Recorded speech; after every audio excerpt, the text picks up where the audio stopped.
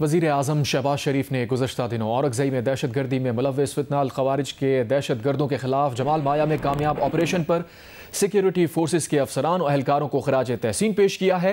वज़ीर आज़म की कार्रवाई में मुलव्वस 30 दहशत गर्दों को जहन्नुम रसीद करने पर सिक्योरिटी फोर्सेस की पेशा वराना सलाहियतों की तारीफ।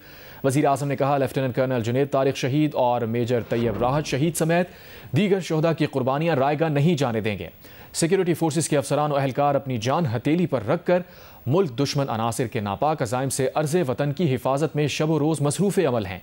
अफ़वाज पाकिस्तान का हर अफसर और जवान जो वतन अजीज़ की खातिर जाम शहादत नोश करता है, मुझ समेत पूरी कौम का फ़ख्र है। दहशत गर्दों के नापाक अज़ाइम को कभी कामयाब नहीं होने देंगे। दहशत गर्दी की इफ़रीत के मुल्क से मुकम्मल खात्मे तक उसके खिलाफ जंग जारी रखेंगे। अर्ज़ वतन की हिफाजत के गैर मुतज़लज़ल अज़म में मुझ समेत पूरी कौम अपनी बहादुर अफ़वाज के शाना बशाना खड़ी है।